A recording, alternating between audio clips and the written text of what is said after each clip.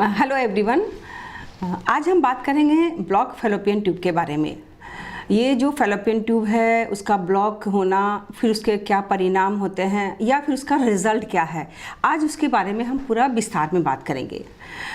जो स्त्री का अंग है, जो फीमेल जेनिटल ऑर्गन्स हैं हमारे, उसमें जो बनावट है हमारी आंतरिक, एक यूट्रस होता है और उसमें 2 फैलोपियन ट्यूब और 2 ओवरी होते हैं और ये हमारा नेचुरल डेवलपमेंट होता है हर फीमेल में।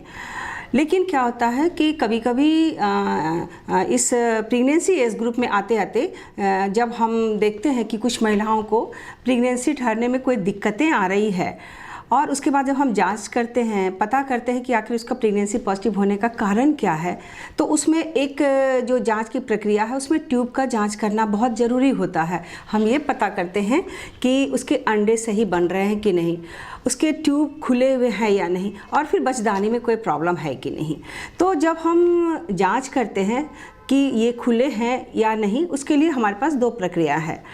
सबसे पहला होता है कि एक HSG टेस्ट होता है, जिसमें कि हम क्या करते हैं कि एक यूट्रस में डाई डालते हैं और एक रेडिएशन के थ्रू हम ये पता चलता है कि उसके ट्यूब जो स्पिलेज होते हैं, अगर वो डाई पास कर जाता है तो समझते हैं कि ट्यूब खुला हुआ है, और अगर डाई नहीं पास करता है तो सही सी बात है कि वो ट्यूब ब्लॉक है। एक और तरीका है जिसको कि हम लोग बोलते हैं कि लैप्रोस्कोपिकली करते हैं, लैप एंड डाई। उसमें हमें पेशेंट को लैप्रोस्कोपी के थ्रू क्या करना आता है कि डाई डालने का तरीका वही होता है, लेकिन हम जो स्पिलेज होता है उसको हम अपने मॉनिटर पर चेक करते हैं। तो जब ये पता चल जाता है कि ट्यूब बंद है, तब हमारे पास उसका उपाय 2-3 होता है। हम मेडिकली कभी कभी उसको थ्रू इन्फेक्शन, अगर PID के थ्रू अगर उसका ट्यूबल ब्लॉकेज आया है, उसके कारण बहुत सारे हैं, तो एंटीबायोटिक का कंप्लीट कोर्स दे करके हम ट्यूब को खोलने की कोशिश करते हैं। कभी कभी हिस्टोस्कोपिकली भी उसका एक प्रक्रिया है जिसमें ट्यूब को खुलने की होती है। फिर कुछ मेडिसिन है जिसमें प्लासेंटेक्स वगैरह देके, there are so many manoeuvre जिससे हम कोशिश करते हैं कि ट्यूब हमारा जो बंद है वो खुल जाए। लेकिन देखा जाता है कि ये जो ट्यूब के खोलने की जो प्रक्रिया है उसका परसेंटेज बहुत ही कम, ना के बराबर है। और अगर किसी तरह से ट्यूब का खुल जाना संभव भी हो पाता है, जिसको कि हम रीचेक करते हैं, डाई डाल करके देखते हैं कि नहीं ट्यूब तो खुल गया है, लेकिन उसकी जो लाइनिंग होती है ना, वो काम के लायक नहीं हो जाती है, वो बिल्कुल ही 100% सक्सेसफुल प्रेगनेंसी नहीं दे पाती है। और तब उसके लिए हमें एक और जो रास्ता अपनाना पड़ता है वो है IVF का।